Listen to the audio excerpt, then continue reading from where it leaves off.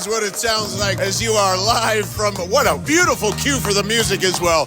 We are having a victory parade right here at MaGerks in Horsham as the wonderful Chase U is here as well. Your quick thoughts on the victory, sir? What a game. It started off how I think we all thought it was going to start off, a little back and forth, tough game, tough yardage, and then Jalen came out here and said, you know what, Hurd, I can pass, dishes to Smith, dishes to Brown, shuts all of us up, and then the Eagles do what we do. We win. Go Birds. Just like that. Just like that. And Barney, you know, it's funny too, because I really wanted to get you on the podcast leading into this game. You had a pretty interesting theory that I don't know if it works for this game in particular. Certainly for like opponents and things that we've seen throughout the season, Saquon being great. Jalen Hurts doesn't have a third read. Well, this game being the complete outlier because they were obviously trying to prove a point. My theory is when Jalen takes the field, he's not looking at his third and fourth read. His third and fourth read is running the ball. He's tasked with looking at running lanes and passing lanes at the exact same time. Therefore, you have no idea what he's going to call at any given time. Could be a run, it could be a pass, but if it's open, he's taking it. That's why you only see passes to AJ. That's why you only see passes to Smith. That's why you only see passes at tight end. Because he's not looking at his third and fourth read.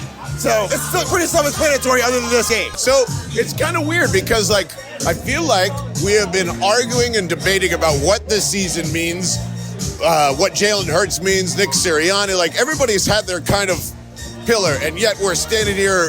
They're going to win the NFC East. They got 12 wins. Detroit is losing currently right now as we're talking about this. The 1 seed is in play. And I don't know if it's because it hasn't been sexy or it's like no offense has looked like 2017 where you're just steamrolling people, but I think there's many things that this team could do better, but not much, you know? I mean, honestly, this team is performing exactly how this team needs to perform. We need to understand, Jalen Hurts is not Joe Burrow. Jalen Hurts is not Josh Allen. Jalen Hurts is Jalen Hurts. Jalen Hurts is one of one. And what works for Jalen Hurts is this offense. You saw glimpses of it at the end of 2021. You saw it in perfection in 2022 outside the Super Bowl. And then in 2023, they tried to make something work that really should have never even been happening. They tried to make Jalen Hurts a pocket passer, and that's not who he is. Yes. This is the real Jalen Hurts. This is how Jalen Hurts wins. All right? Yeah, and there's nothing like, I don't know. It is just like we accept it with guys who can throw it 70 yards like Josh Allen. We respect his legs. But for a guy like Lamar, to a point, we do that too. But Jalen, and I'm talking about everybody, no one knows where to put that guy. And like, we keep falling back into like, yeah, he just keeps winning, and I don't really think it's that. I think you got to realize he is a coach's son, and that like, we might, trust me, that dude has an ego. He's doing all the Michael Jordan shit, but he's a coach first. He doesn't give a shit about him throwing 30 in this game like you have to. He cares about winning the fucking game. Well, I think you're starting to see a new breed of quarterback.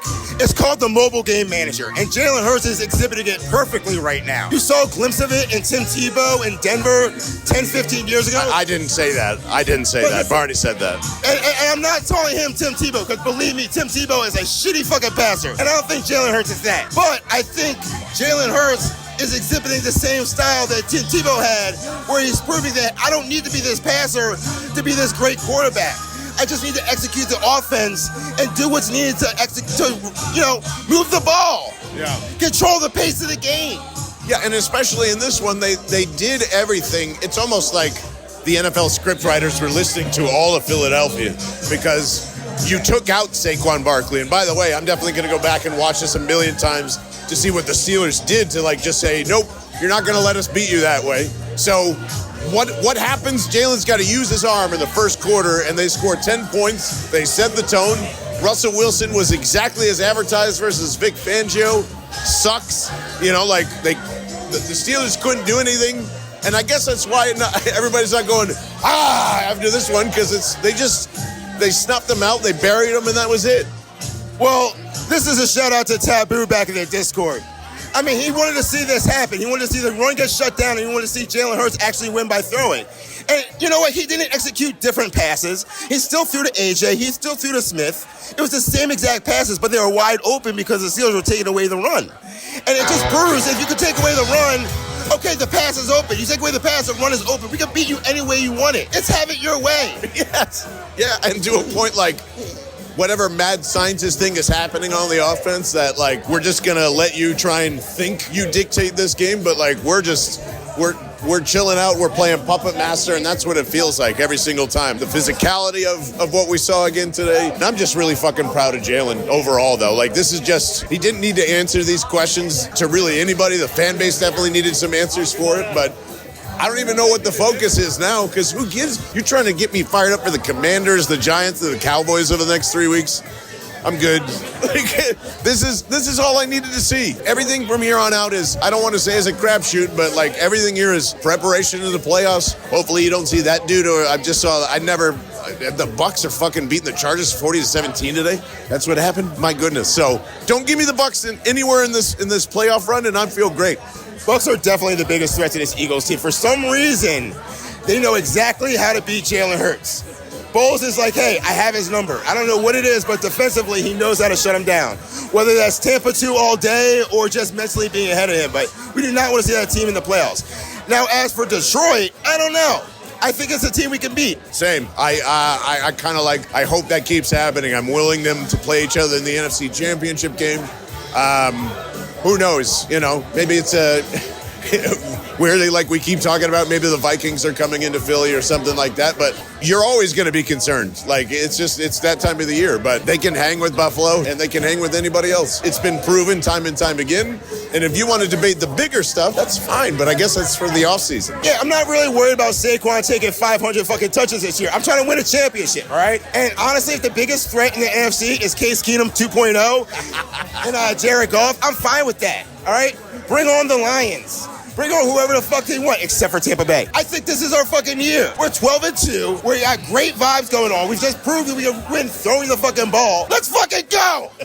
Can I ruin the vibe for 1 second just because we did see it? It's probably going to be the only talking point that anybody can kind of bring out of here.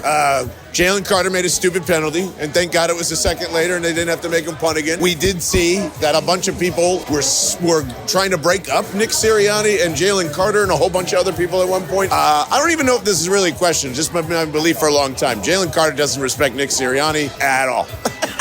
And you can just tell. Like, he was trying to go over there to yell him about, you could have cost us a game, and Jalen Carter was like, yeah, whatever, go home. What do you think about that stuff? So I think Jalen Carter looks at Nick Sirianni as like that boss who, yeah, he's giving orders, but he also can't fire him. So it's just one of those things where he's like, yeah, I'm going to do me. And I respect Big Dom, I respect Vic, but he also knows that Nick's not calling his plays. So it is what it is. Yeah. You can see it on the field. Nick's not controlling Jalen Carter. No, not. And Vic's upstairs. So, yeah. Well, awesome, man. I mean, anything else you want to get through with this Victory Monday? All I got to say is go Birds. Keep running the fucking ball.